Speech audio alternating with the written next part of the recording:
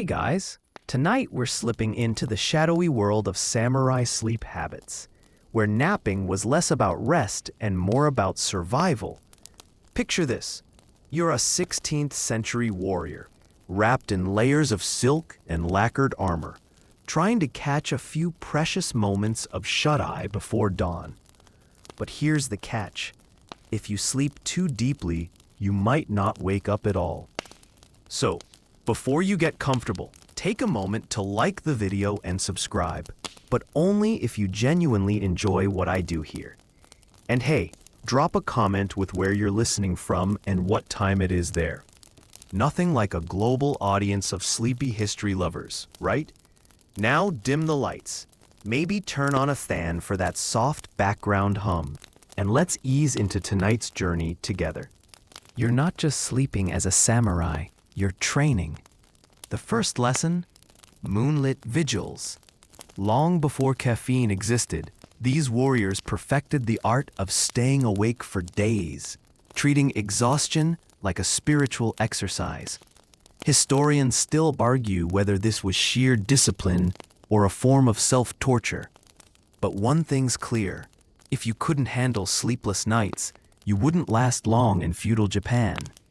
Mainstream fact.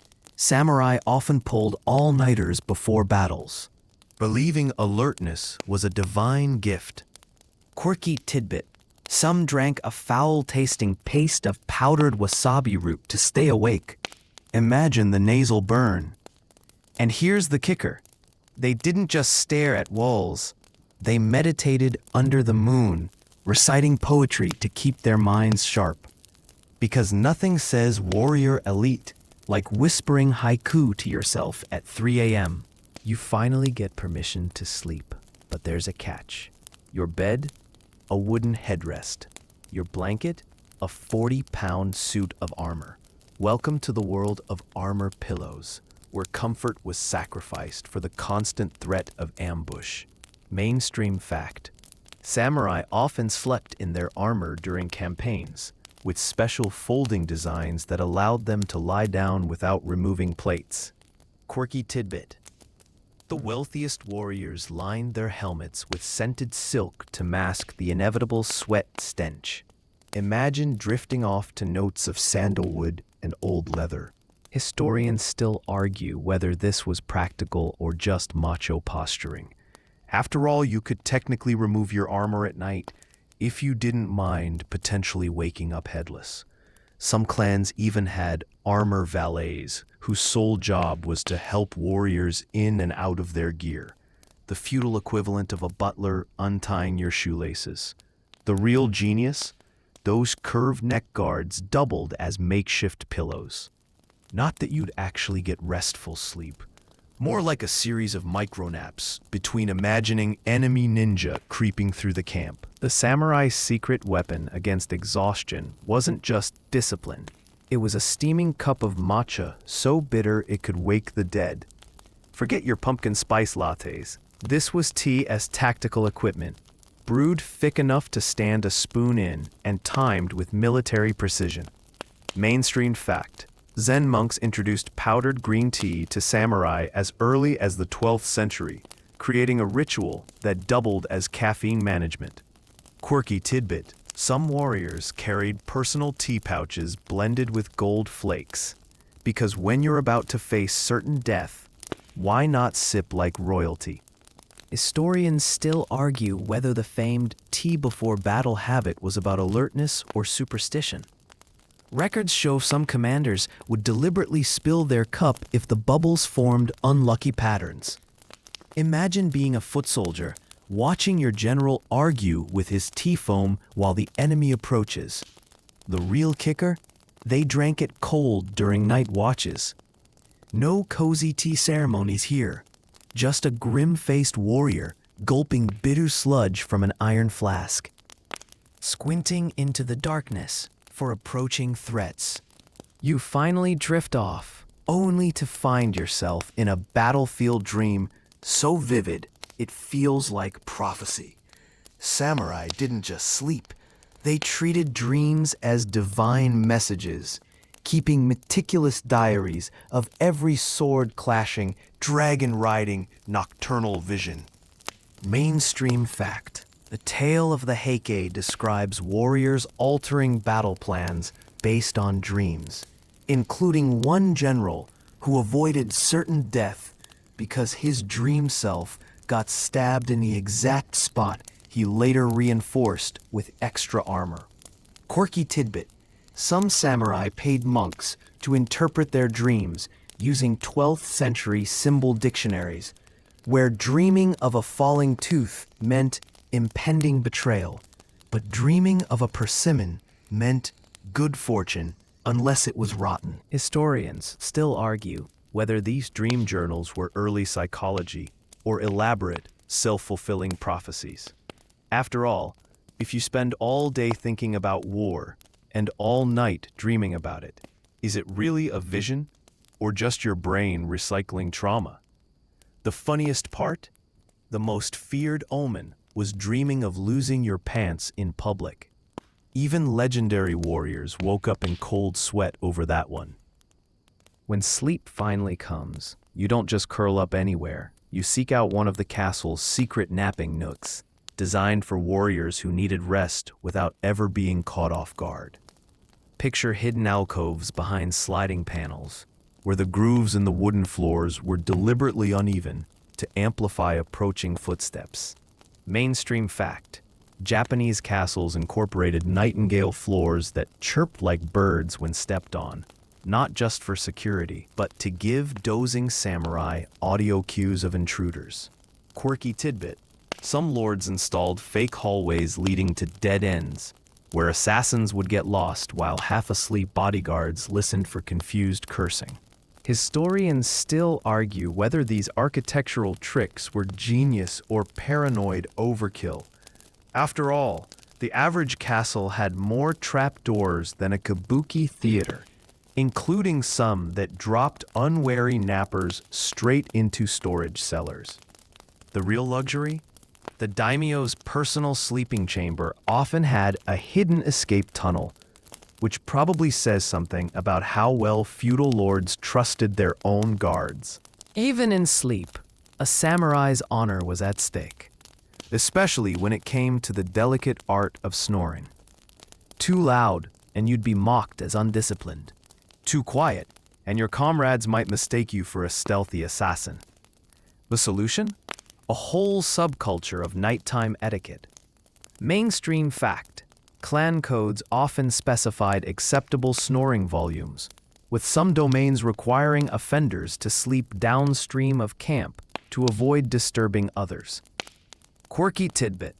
Wealthy warriors hired breathing consultants to teach them the hiki-iki method, a technique where you exhale through slightly pursed lips to produce a dignified rustling rather than a full snort. Historians still argue whether these rules were about practicality or just samurai vanity. After all, these were men who would rather die than be seen with imperfect sword calluses. Of course, they'd obsess over nocturnal noises. The funniest recorded incident? A 1578 diary entry complaining about a lieutenant whose snores resembled a demon bullfrog, prompting his commander to reassign him to solo night watch permanently. The samurai didn't just sleep, they mastered the 20-minute battlefield power nap, a skill so refined, modern special forces still study their techniques. You wouldn't sprawl out like some peasant farmer. You'd assume the Jumanji Giri position, leaning against a tree with your sword upright between your knees, ready to slash before fully opening your eyes. Mainstream fact. Historical manuals describe this as sleeping like a drawn bow, body relaxed, but senses taut, able to wake and strike in one motion. Quirky tidbit. Some warriors trained with alarm rocks, placing smooth pebbles in their armpits that would drop and clatter when muscles relaxed too deeply. Historians still argue whether this was truly effective or just another macho endurance test. After all, accounts describe men so sleep-deprived they hallucinated, like the retainer who saw his commander's mustache turn into a swarm of silver centipedes mid-nap. The real kicker? The best nappers were prized as strategic assets. One 16th century warlord kept a sleeper corps who could march for 48 hours straight, fueled entirely by micronaps. Even in sleep, a samurai was armed, not just with swords, but with hidden pillow weapons, designed to turn bedtime into an ambush opportunity.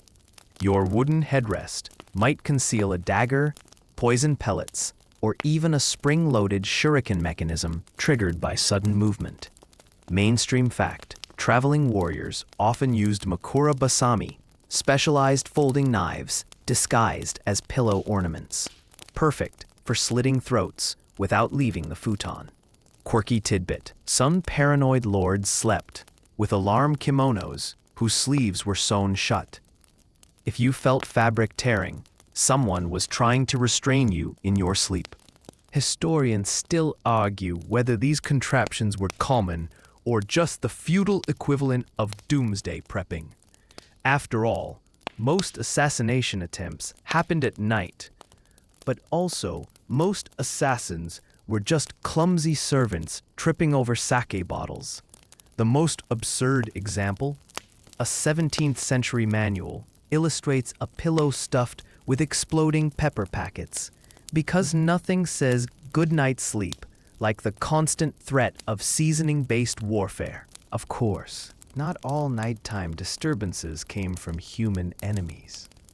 The samurai world brimmed with ghost stories specifically designed to keep warriors awake, and not just for entertainment.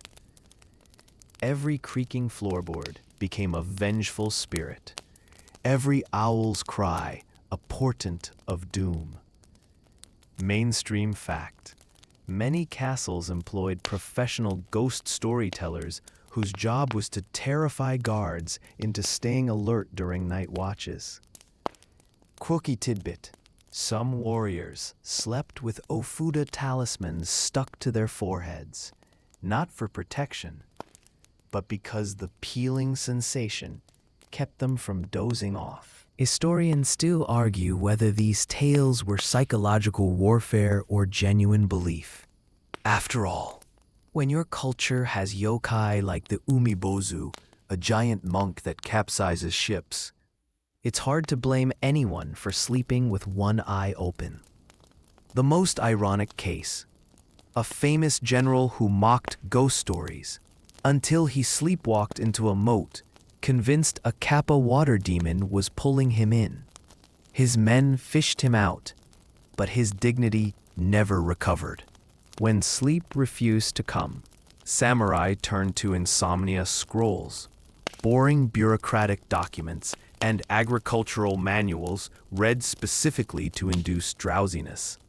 Forget counting sheep. These warriors memorized tax codes and rice yield reports until their eyelids grew heavy. Mainstream fact: the Ashikaga shogunate actually produced sleep aid editions of dry legal texts with extra wide margins for note-taking and drooling. Quirky tidbit: some scrolls contained deliberate errors. Warriors would proofread them until exhaustion, a technique modern researchers call cognitive load sleep induction. Historians still argue whether this was clever psychology or just proof that feudal paperwork could crush any soul. The funniest part? Many of these scrolls now sell for millions as artifacts of discipline, when they're really just the ancient equivalent of terms and conditions fine print.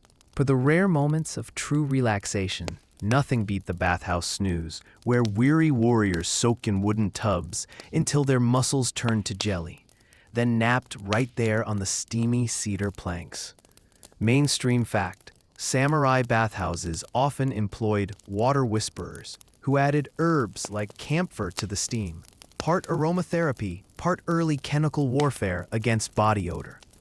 Quirky tidbit: the most luxurious baths had underwater headrests, so bathers could float while sleeping, though accounts mention at least one general who nearly drowned mid-snore. Historians still argue whether these baths were about hygiene or social engineering.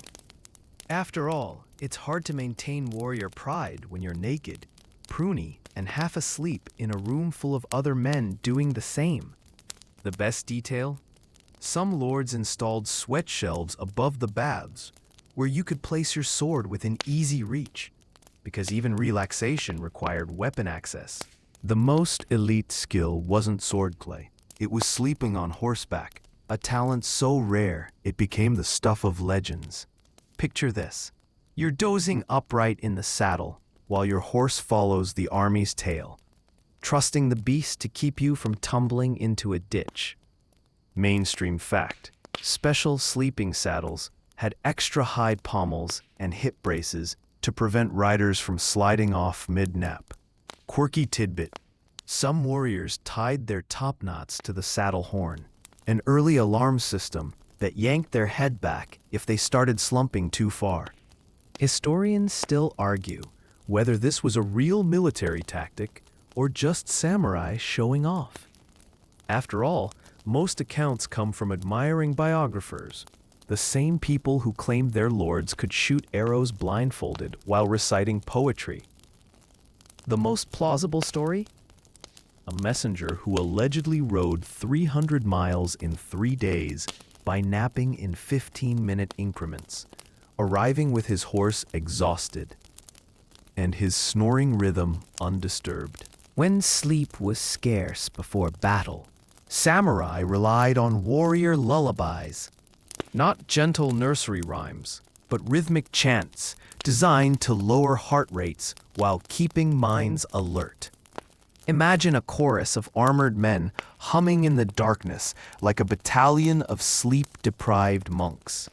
Mainstream fact: these battlefield lullabies often recycled Buddhist sutra melodies, but with lyrics about stabbing enemies rather than spiritual enlightenment. Quirky tidbit: some clans used nekoguchi, cat mouth singing, purposely off-key harmonies that supposedly confused evil spirits, trying to disrupt sleep. Historians still argue whether this was auditory camouflage or mass delusion. After all, when you've been awake for 72 hours straight, even a badly tuned biwa lute starts sounding like a divine intervention. The most ironic case? A famous lullaby about restful rivers that became so popular, opposing armies would sing it simultaneously across battlefields, creating the world's most polite musical standoff. Waking up on time was a life or death matter. Enter feudal alarm clocks. From water-dripping devices to roosters trained to crow at precise hours when they weren't being bribed with extra feed by lazy guards. Mainstream fact: the Rikoku water clock could measure intervals as short as 15 minutes, crucial for changing night watch shifts. Quirky tidbit: some castles employed human alarm clocks, servants who tapped on doors with bamboo poles at predetermined times. Though records show many were fired for oversleeping themselves, historians still argue whether these methods were reliable or just elaborate theater. After all, when your water clock freezes in winter and your rooster gets eaten by a fox, you're basically guessing at dawn like everyone else. The most desperate solution: one warlord kept a cage of specially trained crickets that chirped on command, until his enemies started sneaking in female crickets to disrupt the timing. Or the mortally wounded, the final act was the last nap, a ritualized drift into death where falling asleep became surrender to fate. Warriors would compose farewell poems, adjust their posture for an honorable collapse, and let exhaustion carry them beyond pain. Mainstream fact: the ideal seppuku assistant was trained to decapitate at the exact moment the samurai began losing consciousness. Quirky tidbit: some requested their death pillows be stuffed with letters from loved ones, so their final breaths would smell of ink and perfume rather than blood. Historians still argue whether this was beautiful or barbaric. But in the end, perhaps it's enough to know that even these fierce warriors sought something we all understand. One last moment of peace before the long dark. Now let your own eyelids grow heavy as the candle of tonight's story flickers low. The night breeze carries away the last whispers of armor and poetry, leaving only the quiet hum of the fan, the distant call of an owl that might just be a Tengu spirit, or might just be an owl. Your breathing slows, the weight of centuries of warrior wisdom now a gentle blanket. However you sleep tonight, whether like a vigilant samurai or a carefree peasant, rest well.